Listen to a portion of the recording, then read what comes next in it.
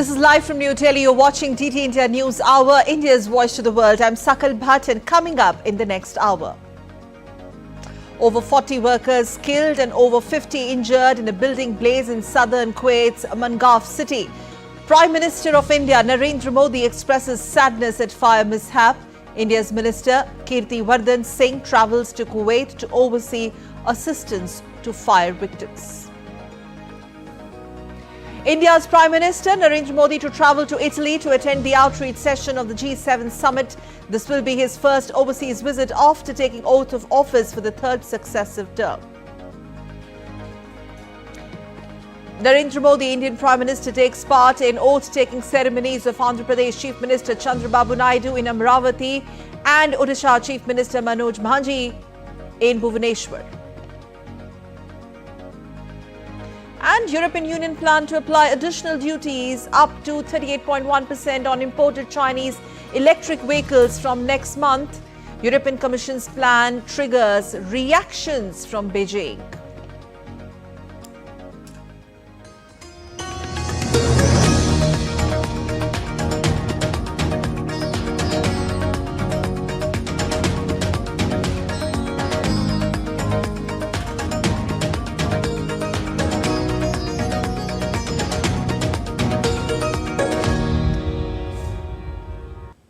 In a tragic incident, over 40 people have been killed in a fire that broke out in a building housing workers in Kuwait's Mangaf city. Now, according to reports, majority of those killed are believed to be Indians. An investigation has been launched to ascertain the cause of the fire.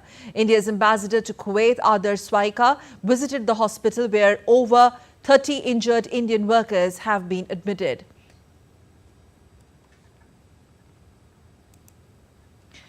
On your screens are the helpline numbers issued by the Indian Embassy, +965, that's the country code, 655052446. You can dial this number for any assistance/inquiry. Indian Embassy's helpline numbers activated in Kuwait in wake of the Kuwait building fire, which has claimed many lives believed to be Indian workers. Meanwhile, India's Prime Minister Narendra Modi has expressed grief on the incident. Taking to the social media platform X, he said, and I quote, "The fire mishap in Kuwait City is saddening. My thoughts are with all those who have lost their near and dear ones," unquote. I pray that the injured recover at the earliest. The Indian Embassy in Kuwait is closely monitoring the situation and working with the authorities there to assist the affected, the Indian Prime Minister added in a tweet. Meanwhile, Indian External Affairs Minister Dr. S. Jaishankar has expressed condolences to the families of the deceased. He said, and I quote again, "Deepest condolences to the families of those who tragically lost their lives. I wish early and full recovery to those who have been injured. Our embassy will render the fullest assistance to all concerned in this regard."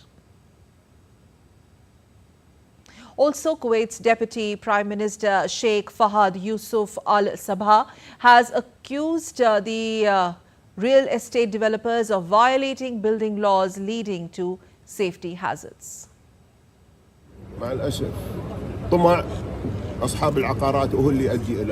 Unfortunately, the greed of the property owners is what leads to these matters. I will call the Director of Municipalities and we will talk to all property owners. Any property violation will be removed. Indian Prime Minister Narendra Modi directed Minister of State for External Affairs Kirti Vardhan Singh to travel to Kuwait on an urgent basis.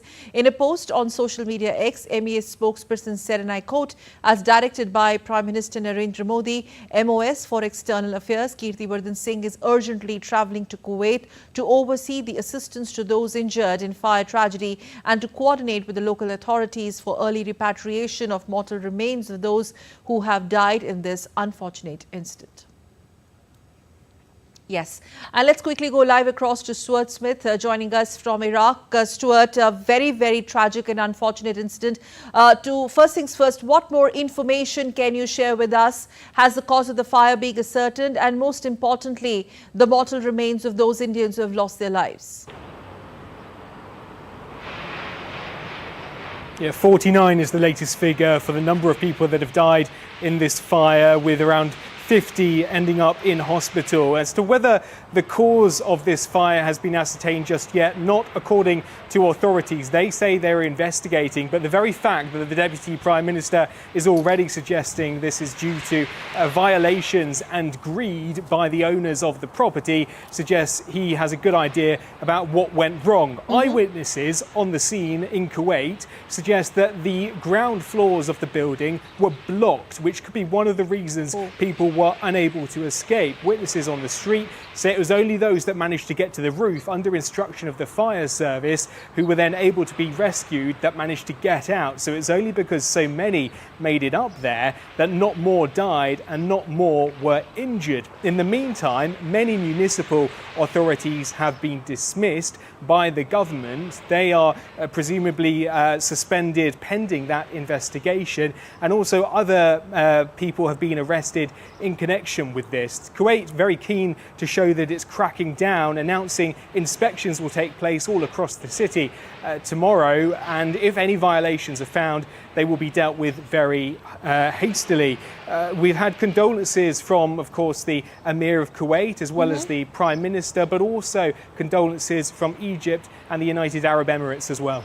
Okay, what about the rescue and rehab operations that are concerned? And we would also like to know that those 40 deceased, the mortal remains, have they been retrieved from the debris?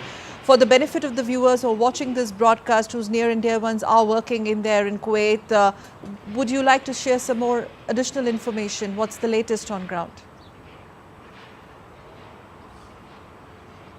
Yeah, so the fire was very quickly put out, but not all of the remains have been confirmed as being taken from that building. Around 200 people were in that building at the time, with apparently some of the areas blocked off. So it's not clear yet, or confirmed from authorities, whether all the dead have been removed from that building. Okay. It's also not clear what their nationalities are. While it is presumed that these are all Indians, we don't know that from any official sources. It could be others involved as well. But we know that workers in Kuwait, 30% of the workforce are Indian, 20% of the population. So there is a high likelihood that at least the majority of these are Indians. Wait. So, Stuart, do we know anything about the identities of these 40 Indian workers?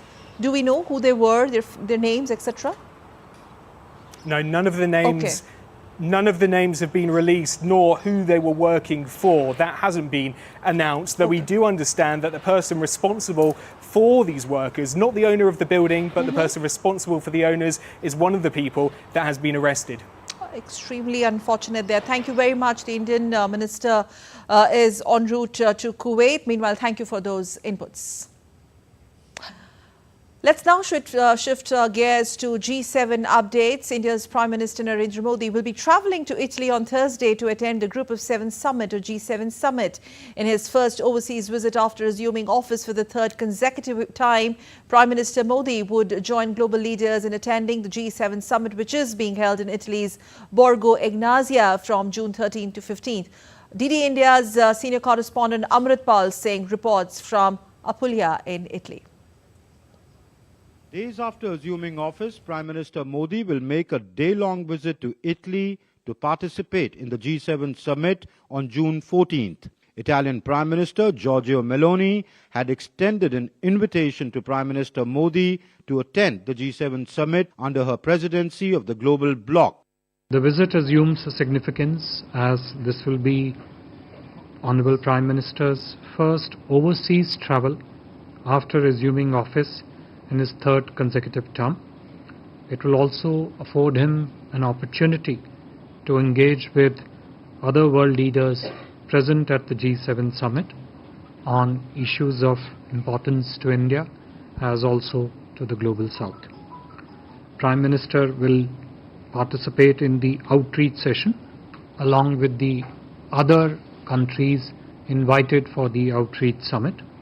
As world leaders gather here in the picturesque settings by the Adriatic Sea, Prime Minister Modi will be holding bilateral meetings with G7 leaders, including with US President Joe Biden and UK Prime Minister Rishi Sunak, as also with his Italian counterpart Giorgia Meloni. The Prime Minister on Friday will address an outreach session where he'll address issues related to food security, health and development. Prime Minister Modi will also hold bilateral meetings with his counterparts from other G7 partner countries.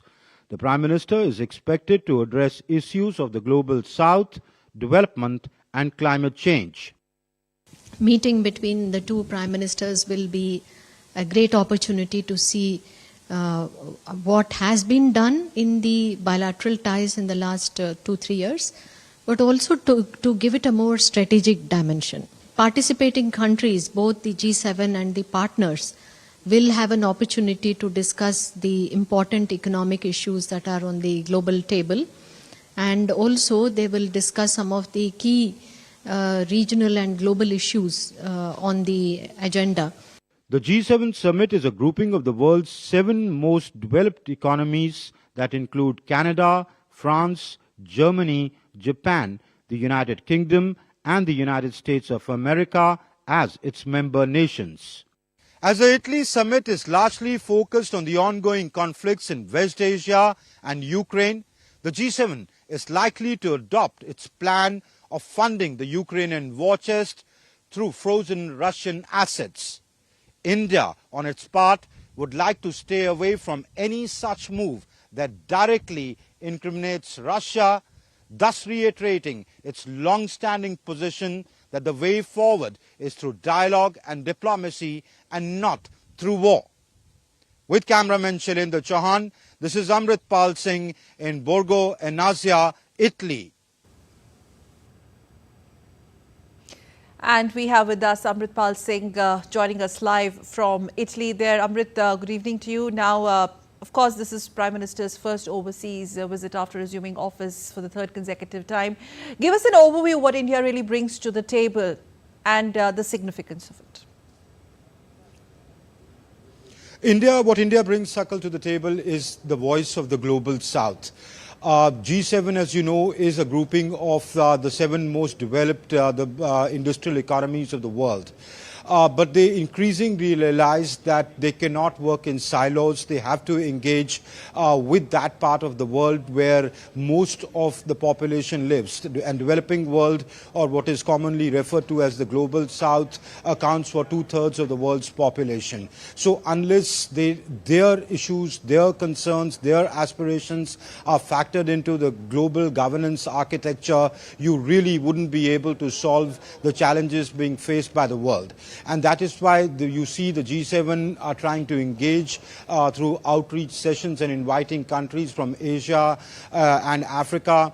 What India over the past few years has been able to do is assume the undeclared leadership of the Global South, effectively put its political heft, its political weight behind the aspirations and concerns of the voice of the Global South, the countries which really do not matter that much in terms of their political weight in the global governance architecture, which India does because of its rising stature. So that is what India brings to the table. It's a voice of reason to the world, even as it goes through the conflicts both in West Asia and Ukraine-Russia. You spoke about Ukraine-Russia in your report as well. So the overall agenda in this particular edition of G7, considering what's happening in Russia, Ukraine, and the positions that the G7 respective countries have taken on this. So a bit on that as well, the overall agenda G7. The overall agenda includes various tracks. There are 2 sessions of the G7. Then there are 5 outreach sessions of the outreach countries, of which India is one, the partner countries of G7, where the G7 sits and engages with them under various headings. Indo-Pacific is one, climate change is one, migration and mobility is one. So there are 5 outreach sessions. Different leaders participate. Prime Minister Modi is also participating in one of the outreach sessions or making an intervention in one of the outreach sessions. Apart from that, the G7 has its the grouping of 7 countries has its own 2 sessions. They discuss everything under the sun. It started out as an organization whose agenda was primarily economic issues, but they increasingly now encompass almost everything from counter-terrorism to development to food security to health, etc., climate change, including climate change.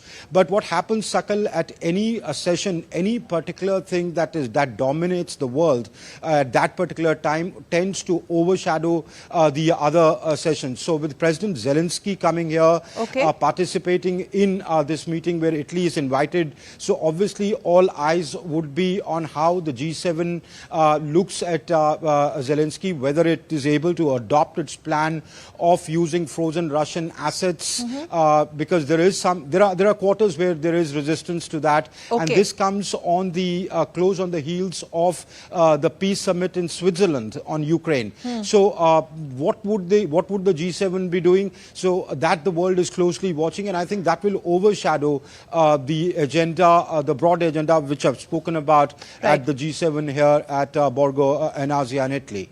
All right. Thank you very much, Amrit, for joining us live from Italy and giving us an insight on the G7 and overall deliverables. Thank you.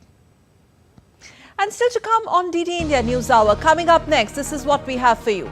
NATO Secretary General Jens Stoltenberg meets with Hungarian Prime Minister Viktor Orban in Budapest to discuss preparations for the Washington summit. In Kosovo, hundreds of soldiers and police officers marched through Pristina to mark 25 years since 2-year-long war with Serbia comes to an end.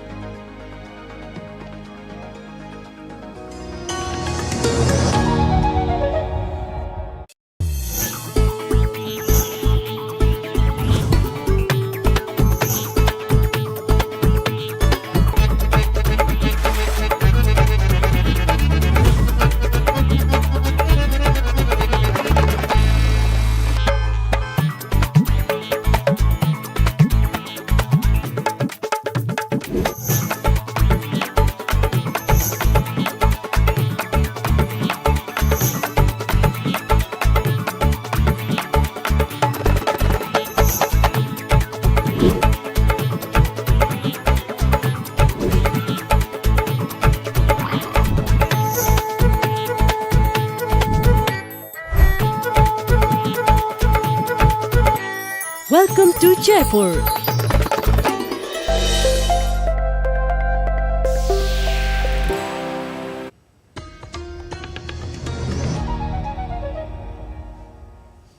You're watching DD India News Hour. I'm Sakal Bhatt. Let's move on to some more news.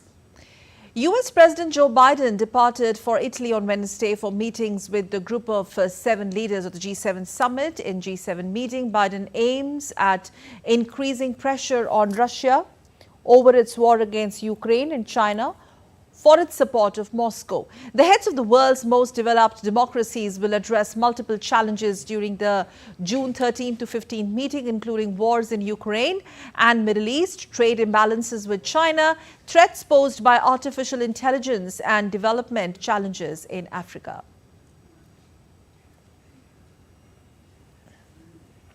And US Secretary of State Antony Blinken has expressed frustration on Hamas's proposed ceasefire changes. Blinken announced more than $400 million in humanitarian aid to Palestinians. Take a look. The US Secretary of State Antony Blinken continued his Middle East tour. On Wednesday, he was in Qatar, where he met Qatari leaders.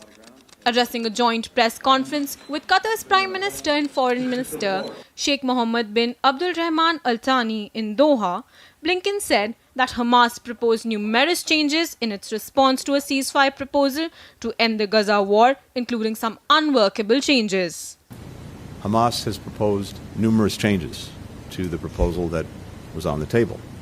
We discussed those changes last night with Egyptian colleagues and today with the Prime Minister. Some of the changes are workable, some are not. But in the days ahead, we are going to continue to push on an urgent basis with our partners, with Qatar, with Egypt, to try to close this deal. Because we know it's in the interests of Israelis, Palestinians, the region. Indeed. On his part, Qatar's Prime Minister said that there is a clear and firm call to end the war in Gaza.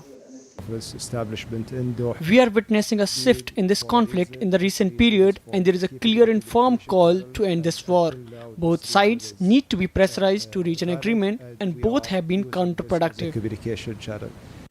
A day earlier, Blinken announced more than $400 million in humanitarian aid to Palestinians and called for other donors to also step up.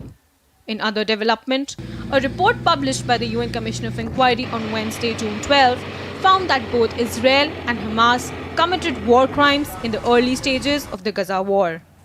The Commission of Inquiry investigated attacks that were carried out on October 7 and Israeli attacks on the Gaza Strip up to December 31. Tripti Tripathi's report for DD India. Going back to our top story, Indian Prime Minister Narendra Modi has chaired a meeting on the tragic fire incident in Kuwait. In the tragic incident, more than 40 Indian workers reportedly have been killed. These are the visuals of the high-level meeting chaired by Prime Minister of India Narendra Modi. And for more details, as we stay with these exclusive visuals, my colleague Arun Sharma is joining us on phone line. Arun, over to you for more details, please. Arun, can you hear us? If you could share some more details of the Prime Minister Modi chairing this high-level meeting in the wake of the tragic incident in Kuwait, where fire in a building has engulfed more than 40 Indian workers reportedly. Arun, are you there with us? Yes, Sakal.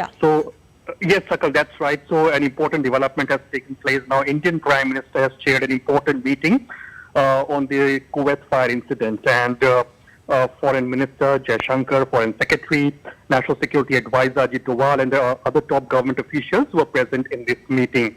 Now, we also know this fact that the Minister of State for External Affairs is on his way to Kuwait for the assistance and to coordinate with local authorities as far as repatriation of the mortal remains of the Indians who have died in this tragic and unfortunate incident. Also, the Indian ambassador to Kuwait is already in the hospital, and yes, he's constantly in touch with various authorities, the local authorities of Kuwait, and is ensuring that how can the people who have been the victim of this tragic incident, who have been seriously injured, how can a proper care and a better care in the hospital facility can be provided to them. So these are two important developments that have taken place, and we also know this fact that the Interior Minister of Kuwait has given a big statement that the Interior Minister clearly said that it is because of the owner of this illegal site that were here. It is because of that this incident has taken place. So, of course,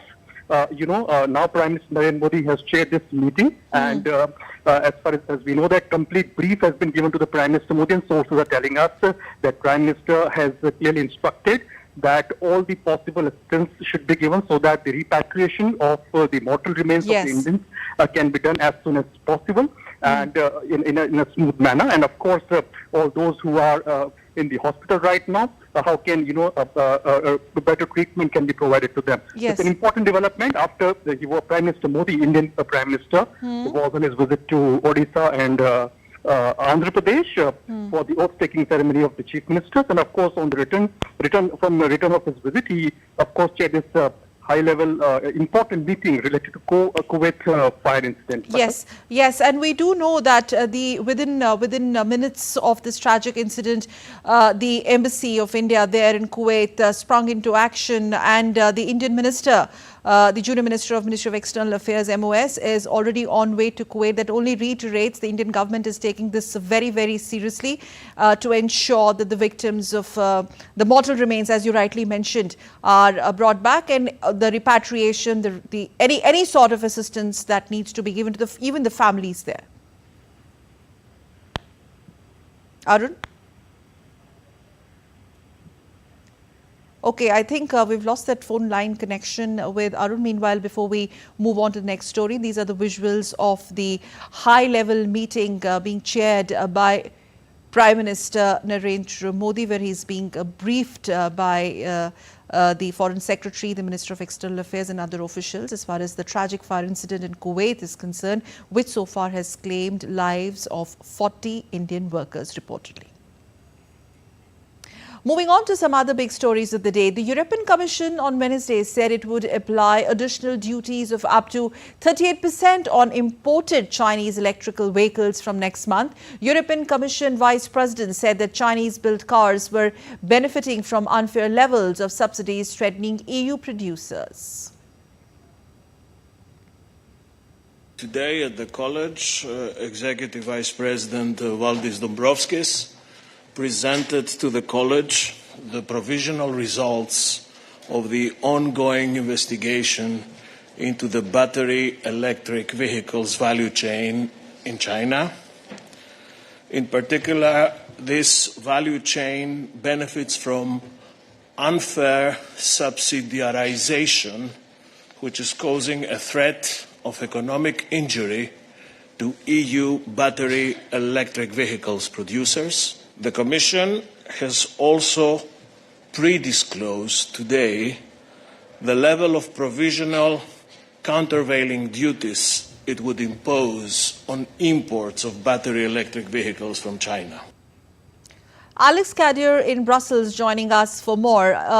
Alex, now we know that EU has decided to impose these tariffs on the Chinese electrical vehicles, but the reactions coming in from Beijing, it's very clear that this has not gone down very well with China. But we would like to first understand from you, is there a broader consensus on that, on the tariffs as far as the EU bloc is concerned? There are differences within?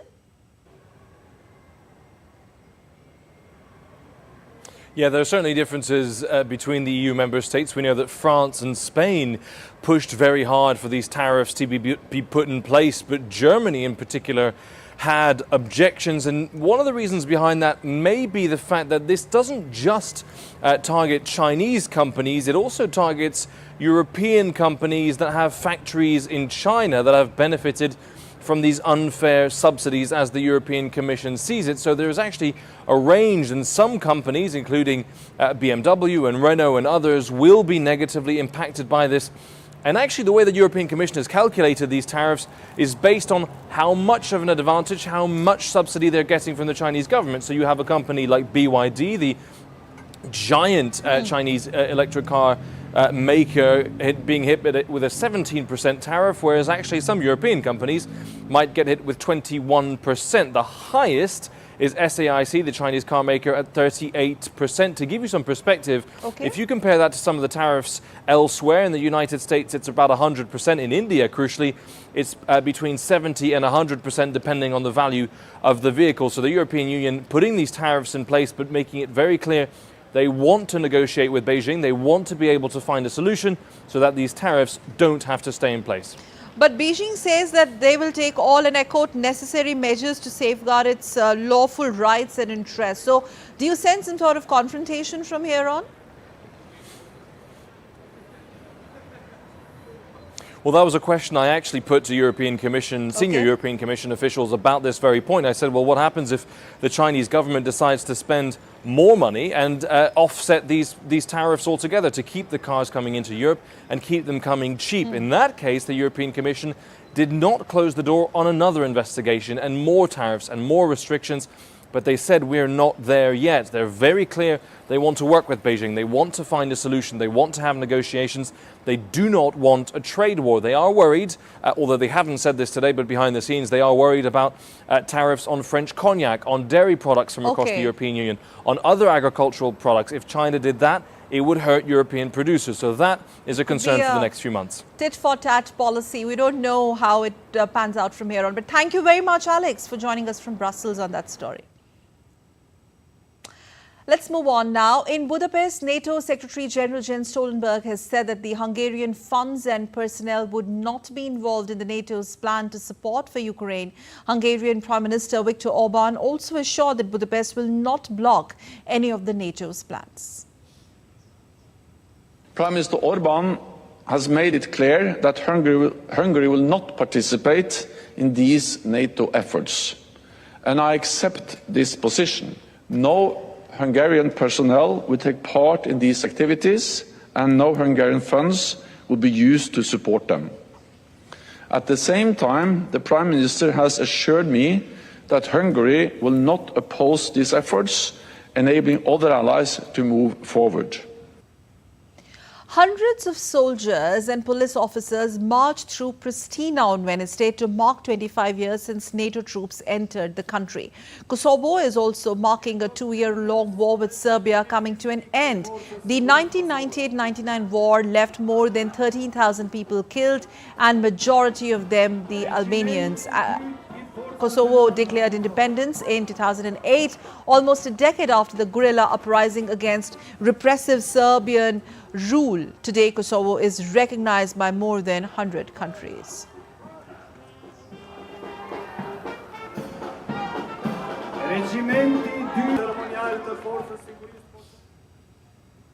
Still to come on DD India News Hour. Coming up next, security forces in India killed 2 terrorists who had opened fire in a village in Jammu and Kashmir's Kathua district. And Manoj Majhi takes oath as first BJP Chief Minister of Odisha's coastal state Odisha, India's coastal state Odisha. Chandrababu Naidu takes oath as Andhra Pradesh's Chief Minister.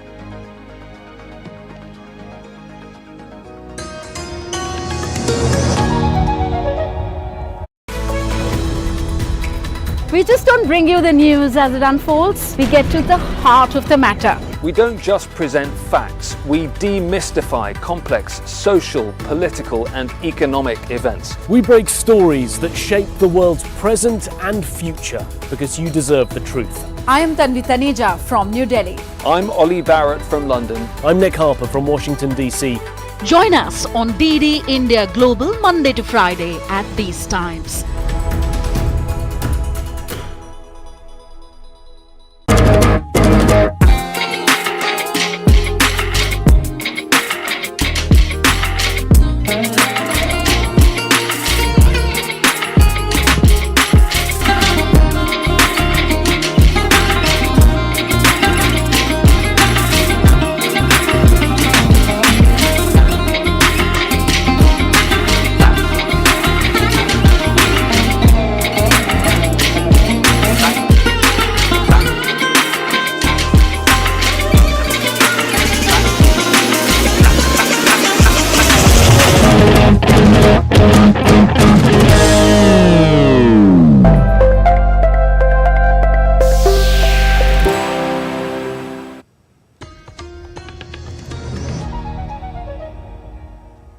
You're watching DD India News Hour. I'm Sakal Bhatt.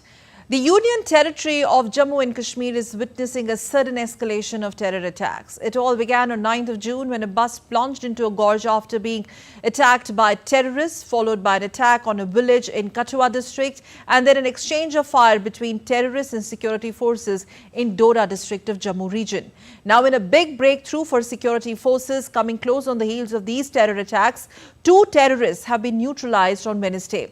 In the last 80 hours, it may be recalled, 3 separate attacks have taken place in the Jammu region alone, raising major concerns about the law and order situation in the region.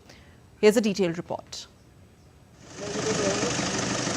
2 terrorists who had opened fire in a Hiranagar village in Jammu and Kashmir's Kathua district late Tuesday night have been neutralized in an encounter. A paramilitary soldier was also martyred in action. 2 encounters that began overnight in Jammu and dragged into the wee hours of morning. This included one in Doordarshan district where 5 soldiers and a special police officer were injured in an attack on an army post. Anand Jain, Additional Director General of Police, Jammu Zone, supervising the anti-terrorist operations in Kathua, shared details of the encounters. छतरकला में अभी रात को आपको जैसे पता है कि हमारा एक ऑपरेशन आर्मी, सीआरपीएफ, पुलिस सभी का एक जॉइंट ऑपरेशन वहाँ पर उस इलाके में चल रहा था। तो उस जॉइंट ऑपरेशन के तहत जब टेररिस्ट एक्सचेंज ऑफ फायर हुआ है तो उसमें उस इलाके को पूरा कॉर्डन में लिया गया। 2 आतंकवादियों को मार गिराया गया है और अभी सर्च ऑपरेशन इलाके में चल रहा है। Calling Hiranagar Kathua attack as a fresh infiltration bid, Anand Jain, ADGP, Jammu Zone, did point at Pakistan without naming it and referring it to as a hostile neighbor. ये हमारा एक hostile neighbour है जिसके यहाँ पर जो peaceful हमारा सारा एनवायरनमेंट है उसको डैमेज करने के लिए उसकी हमेशा कोशिश ये रहती है तो लिहाजा ये जो इन्फिल्ट्रेशन है ये appear to be fresh infiltration Jammu has been high on the terror radar, with these attacks being reported from areas known to be free of terrorism traditionally. 2 days earlier, a bus on its way to the Shiv Khori cave temple came under attack in Riyasi district of Jammu. The terrorists opened fire after the bus driver refused to deboard the passengers but lost control and fell into the gorge, killing 9 people, including a toddler, and injuring as many as 33 passengers. The attack was carried out on the directions of Lashkar-e-Taiba commander Abu Hamza as per the Jammu Kashmir police. The Riyasi terror attack was deeply condemned by the entire country. The President of India, the Prime Minister of India, the Home Minister, the Lieutenant Governor of the Jammu and Kashmir all condemned the attack, stating that the perpetrators of this dastardly attack will not be spared. Sakal Bhatt's report for DD India. And we have with us Lieutenant General KJS Dillon, a former Director General Defence Intelligence Agency, who has also served extensively in terror bastions in Kashmir, joining us on this broadcast. Lieutenant General Dillon, thank you very much, sir, for joining us. Do you see first of all, your thoughts on the major breakthrough as far as security forces in the valley are concerned, within hours of these back-to-back attacks? And do you see a new pattern in these terror strikes, particularly taking place in Jammu regions, the frequency and the timings? Good evening, Sakal, and good evening to all your viewers. Yes, there is a new pattern, and this pattern is new in time and space, but it's an old pattern otherwise. Okay. When I say that, it means whenever there is a pressure at a particular place, it is a military knowledge to open up another front, to release pressure from there. So what's happening is after 5th of August 2019, Kashmir has seen unprecedented peace, and terrorists have not been able to carry out their activities or their actions at will in Kashmir. And people of Kashmir have cooperated extensively in this peace which has been restored. Now, feeling harassed or feeling hatash, as we call it in Hindi, from Kashmir, they have shifted their focus to Jammu region. Basically, Pakistan is addressing their home constituency, the people within Pakistan, because of the turmoil which they are going through. To divert their attention from domestic issues, they want to keep Jammu and Kashmir alive. So these 3 terror incidents over the last 72 hours, coinciding with the swearing-in ceremony of the new government and establishment of new government, is an act by Pakistan Army, Pakistan ISI, to keep Jammu and Kashmir in news and not get the feeling of peace having returned in Jammu and Kashmir be broadcast at an international level. So it's a very well thought out strategy to keep Jammu and Kashmir destabilized, and the whole nation of Pakistan is behind it. Okay. Sir, a bit on the pattern in terms of the Jammu regions that we are looking at. We're looking at Riyasi, which has been majorly peaceful, Kathua, Riyasi, Doda. And the police also calls it, and I quote, fresh infiltration. Your thoughts? See, all the infiltration which happens, and since the region, Kashmir region is bound by mountains from all sides, the infiltration is possible only during summer season. Whereas in the Jammu region, which starts from Jammu, Poonch, Rajouri, Udhampur, Doda, and also the Hiranagar area and Samba area, infiltration is possible around the year because there are no high mountains and there are low foothills. And towards the south, there are more of plains area. So infiltration can happen. The agencies are the right people to suggest as to this particular terror group, when did it infiltrate and for how long it has been operating in this particular area. So if the agencies are saying it's a fresh infiltration, I take it. And the point is, they have been able to carry out 3 to 4 attacks. I came to know that one more incident has happened today evening. Okay. Now, that's again a minor one, but if they have been able to carry out these attacks, there is a concentrated and focused approach to create trouble in Jammu region. That is the area south of Pir Panjal. Yes, south Jammu of Pir region, Panjal. Area south of Pir Panjal. Yes, south of Pir Panjal, sir. Infiltration, from the point of infiltration, that is more critical, as in this pattern that we see in this whole belt, that to keep Jammu specifically boiling? Yes, the aim is, since Kashmir is peaceful and nothing much they are able to do in Kashmir Valley, they are wanting to keep Jammu little disturbed, to give it a feeling that Jammu and Kashmir is unstable. So there is a strategy behind it. They want to keep Jammu unstable, because what happens is when there are no operations for a long duration, the security grid does get little loose. The intelligence flow does come down a bit. And probably that's what has happened in Jammu region, because it was peaceful and there were no major incidents in this region over the last few years.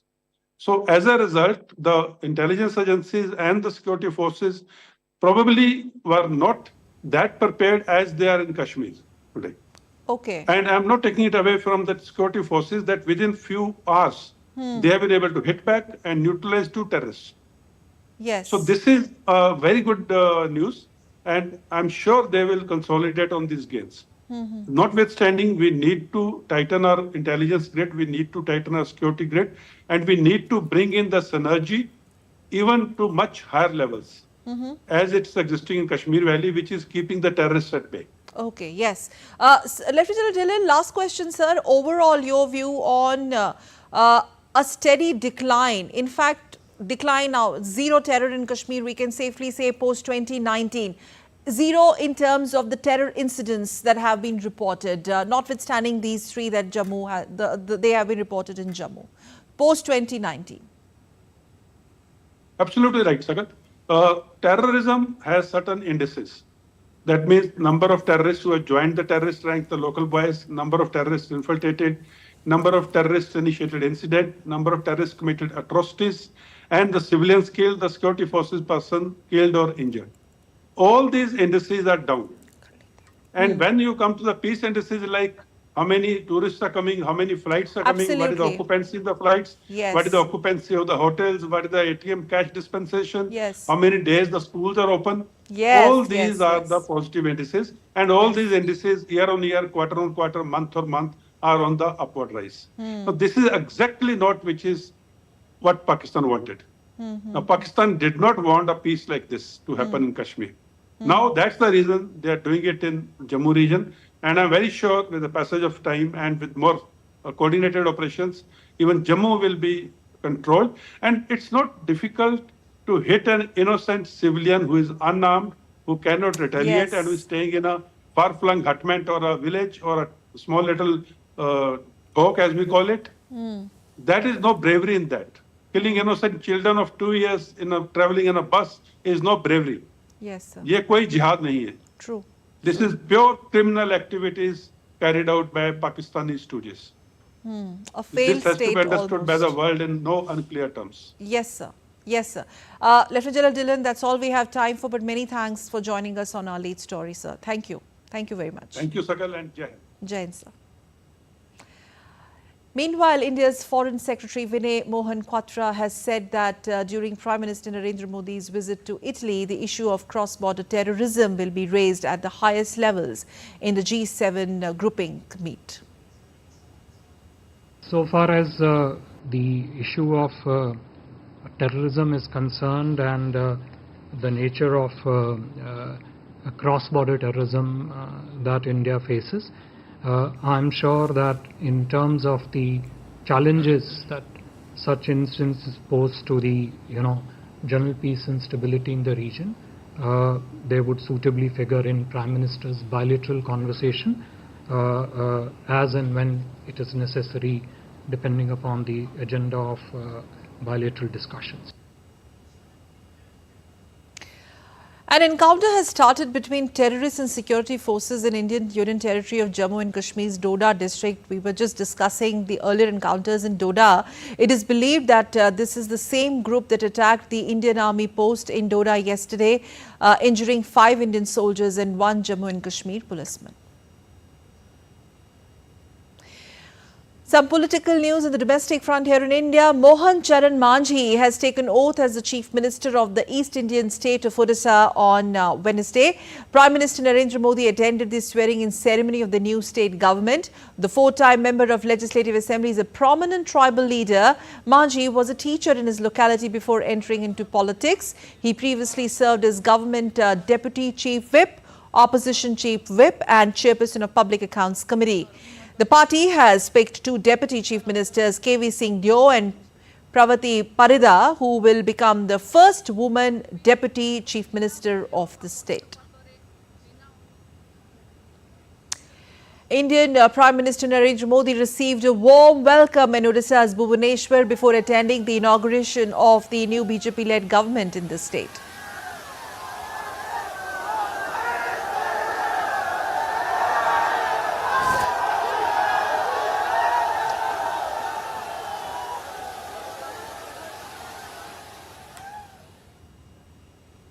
Earlier in the day also, Prime Minister Narendra Modi took part in the swearing-in ceremony of Andhra Pradesh, the down-south state Chief Minister Chandrababu Naidu. Chandrababu Naidu's party TDP has emerged victorious in the latest assembly elections held recently. Prime Minister said that the government is fully committed to taking Andhra Pradesh to new heights of the glory and fulfilling the aspirations of the state's youth.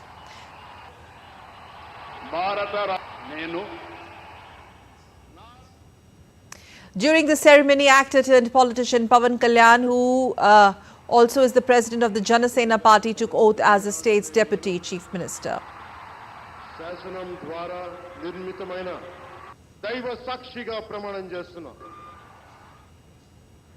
Also, 20 ministers, including state politicians like Nara Lokesh and Kinarjapu Achanaidu, also took oath as the member of the state cabinet. Anita Vangalapudi ane nenu nirvahistanani Satyakumar Yadav ane nenu.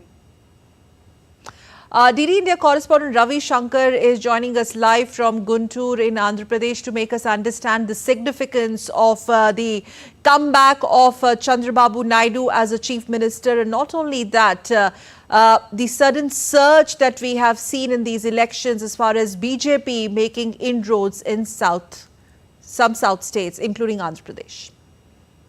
Yeah, good evening, Shikal Bhatia. And good evening. The miracle happened with this alliance. 164 seats out of 175, which is a great number, we can say.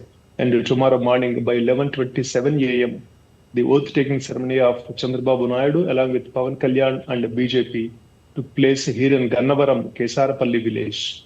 For this historical program, at about 1 lakh public attended physically, and virtually crores of people witnessed that. And in this program, Pawan Kalyan and other 23 ministers swear in as ministers. And post that session, as PM Modi went away from there to some other state, and post that session by 4 p.m., Chandrababu Naidu has conducted a meeting with these ministers who had taken oath. And in this meeting, he instructed them how to behave with the other politicians initially, because in the past 5 years, there is very much a difference of opinions between the political parties, YCP, TDP and all. So initially, he instructed his leaders how to behave with the opposition first. And secondly, he instructed them how to recruit the staff, administrative staff, because very many scams are being noticed by TDP alliance, and they are going to make some cases against that also. So he just warned the minister to take care of the staff who will be with them. And post that session, Chandrababu Naidu went to Tirumala for darshan. Tomorrow morning, 8 o'clock, he will have his darshan. And when he come back, by 4:14 p.m. tomorrow evening, he will take charge as Chief Minister of Andhra Pradesh. Okay. And after taking charge, he will sign on 4 major issues. And if you can mention them, number 1 is mega DSC for teachers posting and all. And the second is Land Titling Act, which was made by the previous YCP government. Okay. And the second thing that will be. And the third thing will be the pension hike from 3,000 to 4,000 for old-aged widows and physically challenged. And then the Anna canteens, which are very cheaper food provision things for middle-class workers and all. The Anna canteens will be worked as the 4th part, and the 5th part will be skill sciences development. Okay. So he will sign all these five things initially. All right. Thank you very much for joining us from Guntur in Andhra Pradesh on that story. Thank you. And let's move on. International Monetary Fund's Executive Board will discuss the second review of the Extended Fund Facility and Article 4 Constitution on Wednesday. Sri Lanka's State Minister of Finance, Shehan Semasenge, has announced this. He also said that a positive review of the financing package program could unlock $330 million, bolstering confidence in Sri Lanka's economic reforms. Meanwhile, Sri Lankan government is also in the process of finalizing debt restructuring agreements with bilateral partners. Nobel laureate Muhammad Yunus and 13 others were indicted by Bangladesh court on Wednesday. Yunus was indicted on charges of embezzlement of $2 million from the Workers' Welfare Fund of his telecom company. A Dhaka special judge court passed the order, scrapping a discharge petition filed by the accused. Meanwhile, the court has fixed 15th July to take testimony from the witnesses, formally beginning trial in the case. The consumer price index inflation has declined for the month of May 2024. The inflation went down from 4.83% to 4.75%. The corresponding inflation rate for rural and urban rates is 5.28% and 4.15% respectively. According to the Ministry of Statistics and Program Implementation release, the India inflation based on the general CPI for the May 2024 is the lowest since May 2023. Furthermore, the inflation rate has remained below 6% since September 2023.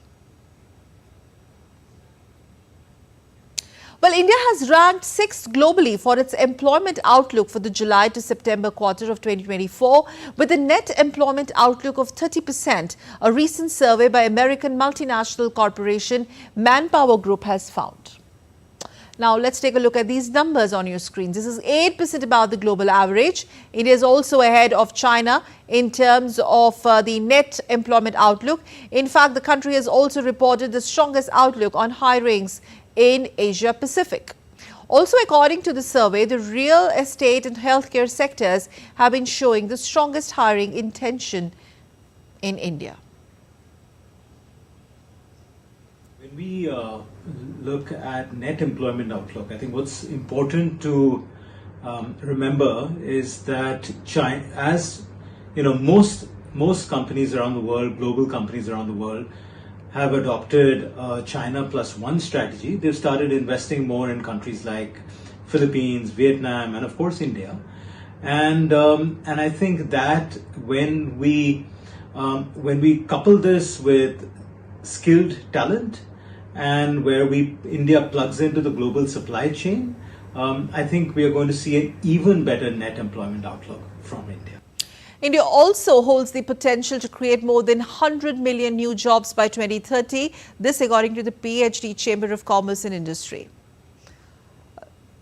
The numbers again on the screen. The apex industry body has added that the Indian economy is likely to add $3.3 trillion to the GDP by 2030. It also suggested 10 crucial points for the 100-day agenda of the new government led by Prime Minister Narendra Modi.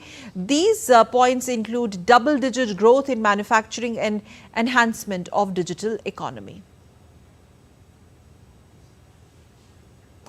Union Minister for Ports, Shipping and Waterways, Sarabanda Sonowal, holds a meeting with the Secretary of Ports, Shipping and Waterways, T.K. Ramachandran, and also sought opinion from employees of ministry for enhancing performance and credibility with honesty, and also discussed the roadmap of 100 days, the roadmap of the 100 days program of the ministry. The engagement underscores the commitment towards fostering a collaborative and transparent working environment. 12th June is celebrated as National Day for Russia. It marks the establishment of the present-day Russian Federation. A special art exhibition was organized in New Delhi to celebrate this day. Art collections of diplomat, writer and a poet Abhay K. were part of the exhibition. While living in St. Petersburg, he collected these artworks of around 100 Russian artists belonging to various schools of arts active in Russia. These artworks show the city of St. Petersburg, its summer garden, canals, banks of Neva, iconic city monuments, festivals and landscape changing through seasons. This collection consists of paintings, photographs, lithographs, prints and sigraphs. I was looking for opportunities to exhibit these works and enlighten the local art lovers, give them an opportunity to see the rich world of Russian art. And we discussed this with the member secretary of IGNCA, and he immediately liked the idea and said that let us do it on Russia Day. Art connects us beyond borders. So art is very humane thing. And this is the beauty of any art form, including paintings or music. You know, you can connect with anybody from anywhere on the planet. It's always good to see some Russian arts in Delhi and India, and the collection is quite unique. And what makes it more unique is that it's based on friendship. As we all heard, it's not like that Abhay bought these paintings. These paintings were gifted to him. And it was a matter of collaboration, a matter of unity between Indian diplomat and Russian artists. So I believe, I really like this collection. It's very contemporary and modern, and it shows not only the traditional technique that is very much preserved in Russia, but it has some modern hints. And now let's take a look at stories related to International Yoga Day.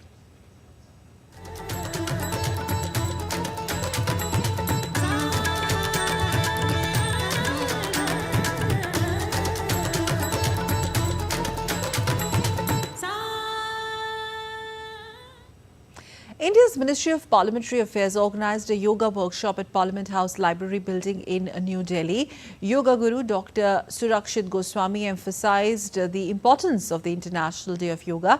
Dr. Goswami impressed upon the inexplicable benefits of practicing yoga and pranayams. A great amount of enthusiasm was observed amongst the officers and staff who attended the workshop. Also, Norwegian ambassador to India, May Ellen Stenner, has called yoga India's greatest gift to the world. Expressing her agreement with Prime Minister Narendra Modi on yoga uniting millions of people across the globe, Stenner terms yoga as one of India's greatest gifts in giving inner peace and holistic health to the world.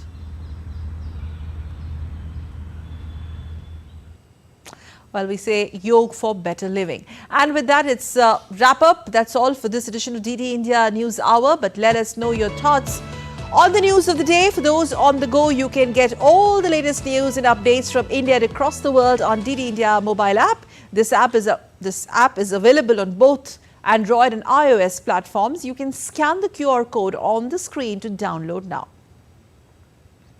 We, of course, will be back with more news as it breaks here on DD India. I'm Sakal Bhatt, and from all of us here in New Delhi and my team, thanks for watching DD India Live.